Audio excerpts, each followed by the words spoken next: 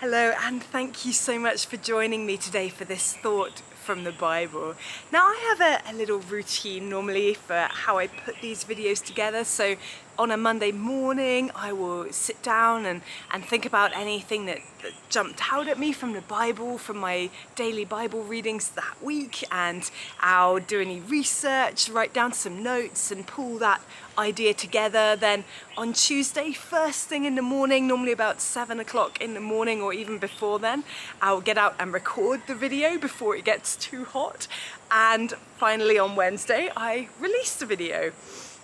Well, this particular Monday, this week, I sat down by my computer and I had nothing. No ideas at all. I had no clue what I was going to speak about. I had some potential ideas written down, but none of them developed into anything. Nothing felt right. And it didn't help matters that it was a really loud morning. Where we live here in Liberia, right next to the coast, the corrosion is incredible. Anything that is metal rusts, and I mean anything. And outside of our house we have security bars that are made of metal, and they are so very rusty. So some workmen have been here ready to repaint them, but that means grinding them down to remove all of the rust, and it is noisy. It is like having a really loud dentist drill going on somewhere in the house all day long for hours, for days. And that was the noise that I found myself in when I was trying to come up with an idea for this video. I found myself feeling a little bit frustrated. How am I supposed to hear from God when everything is so chaotic and confused and noisy and loud? I don't know what to do. What do I do, God? That sounds kind of familiar. This, in case that day, might have been real noise and chaos, but we often face those things mentally as well. When everything gets busy and it's hard to hear anything over the thoughts screaming at us about everything that needs to be done, or what's coming in the future, or how we're gonna cope right now in the present. It can be hard to imagine how we could ever hear from God in those times, leading us and guiding us, when all of those other voices are shouting so very loudly. There will be moments in our lives where we don't know what to do. There'll be moments where we feel a little bit lost, moments where we face a block and we don't know which way to turn, moments where our ideas seem to have run out. It reminds me of a moment in Israel's history when a huge army was approaching and all hope seemed lost. And the people of Israel, they prayed, "We have no power to face this vast army that is attacking us. We do not know what to do." The Israelites, they were lost. They didn't know what to do. They didn't know which way to turn. They didn't know how to overcome this army that they were powerless to overcome. But they didn't end their prayer there. They said, "We do not know what to do, but our eyes are on you." That's the answer. If you don't know what to do, that is the answer. Our eyes are on you. As I sat in front of my computer, frustrated at the noise, at the lack of ideas, not knowing which way to turn, I realized that my eyes were anywhere but on God in that moment. You know, when you find yourself faced with a decision that you don't know how to make, or a problem that you don't know how to overcome, when you simply don't know what to do in a situation or in life in general even, That's what you do. You turn your eyes to God. That's what I did. And suddenly the title for this video dropped into my mind. Now, through the month of December, I've been undertaking a wisdom challenge, and it involves reading one chapter from the book of Proverbs each day with a friend, who we then sort of exchange ideas, talk about a verse that's jumped out at us, and yeah, it's been really encouraging to me to think a little bit more about wisdom.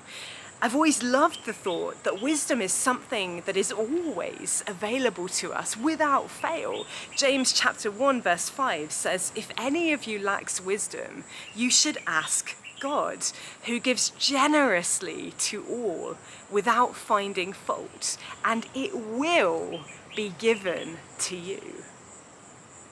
But having wisdom doesn't necessarily give us the answer that we want.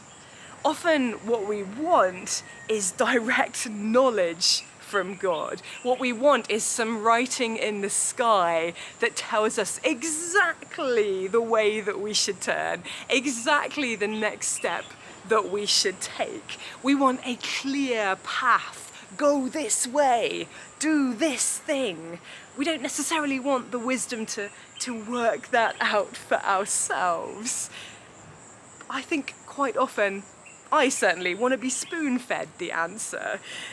But wisdom truly is an absolutely incredible gift, which I'm just starting to realize now. But I love verses like Proverbs chapter 8 and verse 14 that says, "Common sense and success belong to me." This is wisdom talking. "Insight and strength are mine." Common sense and insight, even success and strength, those are things associated with wisdom. Those are things that come when we have wisdom. And where does that wisdom come from? Well, Proverbs has the answer for us there too, that says, "The fear of the Lord is the beginning of wisdom, and knowledge of the Holy One is understanding." It starts with the fear of the Lord. And that doesn't mean terror. It doesn't mean sitting in a corner and shaking at the thought of God.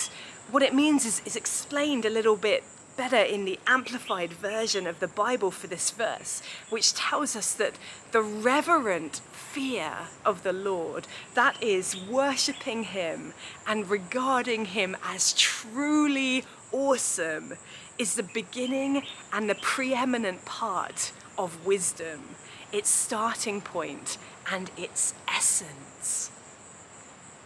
The fear of the Lord is reverence, it's worship, it's recognizing the awesomeness of our God. In short, it's turning your eyes to him again. So if you don't know what to do in life right now, if you feel at a loss, let me tell you, look to God again. Come to him in awe of his wonder and his majesty. Even in the noise and the busyness and the chaos of life, he will give you wisdom. He may not tell you exactly which way to turn. He might, but he might not. But he will give you the wisdom that you need to make that decision, to try different avenues, to explore possible ways.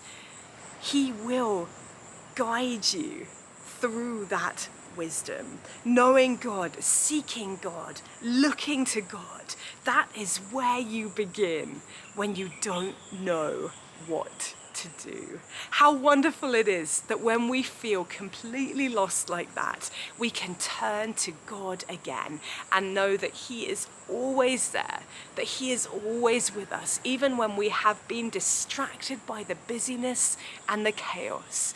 We can turn to him again and find everything that we need right there, including the wisdom to make that next decision.